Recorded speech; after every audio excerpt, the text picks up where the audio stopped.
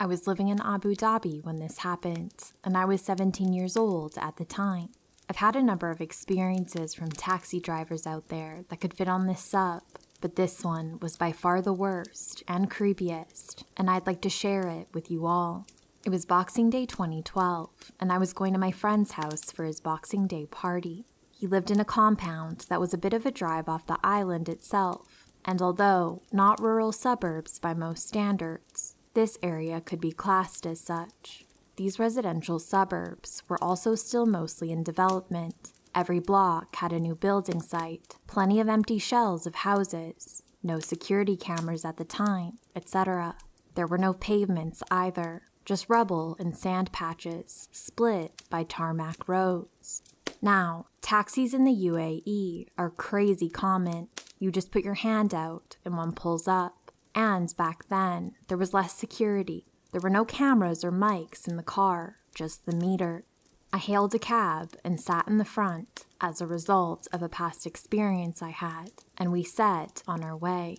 Things start normally. We talked as I normally would, getting into a cab. How long have you lived here? Do you enjoy this place? Etc. Eventually, we're on the highway, and after we cross the water to the mainland, he pulls over on the hard shoulder and without saying a word to me, pulls out his phone and calls someone. He's speaking his native tongue, and he's of South Asian descent, so I have no clue what he's saying. But I ask him politely to continue driving as the meter is still on. He nods, hangs up, and gets going again. This happens again a second time without word or warning, and now I'm suspicious. This time, I ask him again to keep going, but he ignores me and keeps talking on the phone. We're on the highway, so I can't get out for fear of going splat, not being able to hail a cab, or being jacked for jaywalking. After a few minutes, he gets going again, and we pull off the highway, still heading the direction I needed to be. We reach the first roundabout where we need to make a right turn, but he goes straight over. Everyone knows where this compound is. It's the biggest one in the city, and as a cab driver, there's no chance he doesn't know how to get there. So now I'm even more suspicious, and I kind of have a feeling of trepidation, like I know this vibe and what might be happening. I ask him to turn around at the next roundabout, but he ignores me. Now I'm getting agitated and angry, and I ask him to just stop the car and I'll get out and walk. Nope. He literally just ignored me and kept focusing on the road. At this point, I'm shouting at him, numerous expletives, etc., and it's clear that he's got something else planned. Eventually, he pulls off the main road into a dirt track that led a couple of 100 yards into a massive building site, and he keeps driving down it. He then turns to me and tells me to get into the back seat, and repeats this in an increasingly forceful manner, to the point where we're shouting at each other. At the end of the dirt track is an old little minibus with roughly 5 dudes stood next to it. I don't notice this immediately. All I care about is that the car has stopped and I'm in the front so I can get out. I'm not locked in. Inexplicably, I threw some money at him and jumped out of the car with my bag and started walking away, jogging back down the track. I can only imagine that the earlier phone calls he made were to these minibus men, and when I started getting away, they jump in the minibus and drive down to catch me, as the taxi turns around and does the same. They all pull up in front of me like police do in the movies when they stop a bank robber and jump out. The taxi driver runs right up to me, grabs me, and screams point blank at my face to get in the bus.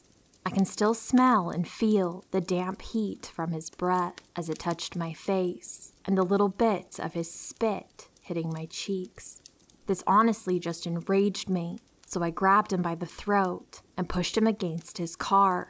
I screamed something back at him, I can't remember what, and let go.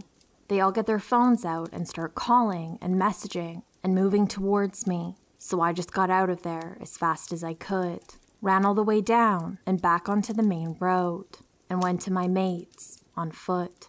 I know I should have taken the number plate, ID number, etc. Called the police even when I was in the cab, let alone after it happened.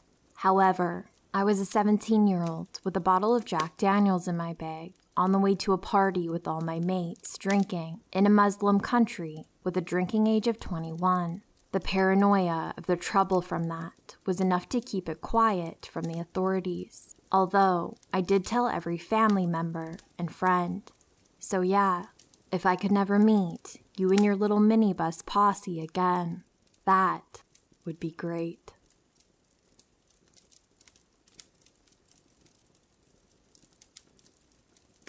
Last year, I, 18 female, was living in a very rural town in the middle of the mountains. Most small western towns only have one road that goes into the big city. Our road in particular was about 50 miles of empty highway, surrounded by only cliffs, fields, and occasionally a farm. At the very entrance to this road, once you enter the city, is a huge truck stop gas station that is always packed. My mom and I were going back home after a midnight showing of whatever movie we had decided to see, and, as per usual, we stopped to fill up on gas and get a drink for the long drive. As we were leaving, I vaguely noticed a dingy older Jeep pull out the same time we did, but of course, I didn't take much notice of it. It wasn't weird that someone would be leaving the same time as us. As we started down the pitch-black road, the Jeep kept a steady pace behind us. Again, not weird, until it came flying up past us before disappearing behind a hill. My mom and I just scoffed. We were going 60, but when people knew the roads well, they often drove them at close to 100, even at night. Eventually, we came up to the Jeep from before. It was pulled over, but the back half of the vehicle was in the road, and what was clearly a man's arm was waving out the window, gesturing for us to pull over. Of course, we pass it. The man flies past us once more and pulls over again. He does this once more, and my mom and I begin to get very nervous. After passing him for the third time, he flies up and begins tailgating us. He's driving so close that we can't see his headlights in the rearview mirror, and he's honking his horn every so often, waving his arm for us to pull over. He carries on with this for 30 minutes. Mom and I are terrified. She's white-knuckling the wheel. I'm holding a pocket knife to make myself feel better. I swore at my own mom for the first time that night, begging her, "Don't you fucking dare pull over." If you've ever seen the movie Rest Stop, that is all that was going through my mind. The road is a dead zone for service, so we couldn't call the police or anyone. The picture of us dead, or worse, on the side of the empty road was the only thing I could think about. But as soon as it had started, it ended. The man slammed on his brakes, turned around, and went back. The ride home was silent, and I ended up sleeping in my mom's room out of fear. The next morning, we had a discussion and came to the conclusion he had seen 2 lone women traveling at night and thought we'd be easy pickings, which he would have been right. Some people suggest that he had seen us drop money or a receipt at the gas station and wanted to be a good Samaritan. I think that's ridiculous. Nobody following 2 women home in such an aggressive manner has good intentions. We moved out of town a few months later for unrelated reasons, but just before we did, the same car was reported for following a group of 4 men on their way to work. So maybe he just likes to scare people. Either way, that night was easily one of the scariest of my life.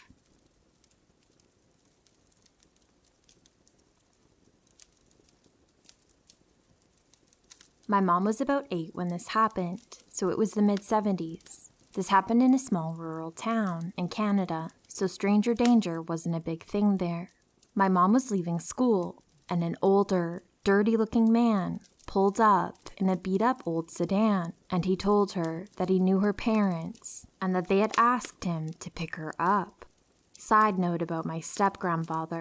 He was an alcoholic, abusive asshole who hung around a bunch of equally slimy losers, and my mom tried to avoid him and his friends as much as possible, so it didn't seem odd to her that she didn't recognize a friend of her parents. She got in his car and was completely oblivious to the fact that something was wrong as he started driving because he was headed towards her house. In retrospect, though, she said it made sense that he took that route because her house was right near the edge of town on a fairly secluded road. So he was taking a route out of town that avoided the more populated areas. He approached my mom's home, and my grandma happened to be standing out in the front yard gardening. My mom piped up, assuming that he was about to pull up in front of her house and let her out. She hadn't said a word up to that point. She was a quiet kid and said thank you. The driver, confused, looked over at her and followed her gaze to the woman standing in the lawn in front of them. Since it was a pretty remote road that didn't get much traffic, my grandma glanced up at the approaching car. She saw my mom in the car and met eyes with the driver. Knowing that he had been seen by my grandmother and could be fairly easily identified, he decided to stop the car and let my mom out and sped off out of town.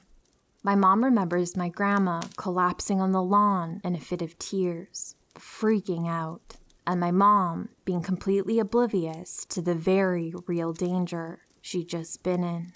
Thank goodness my grandma liked gardening.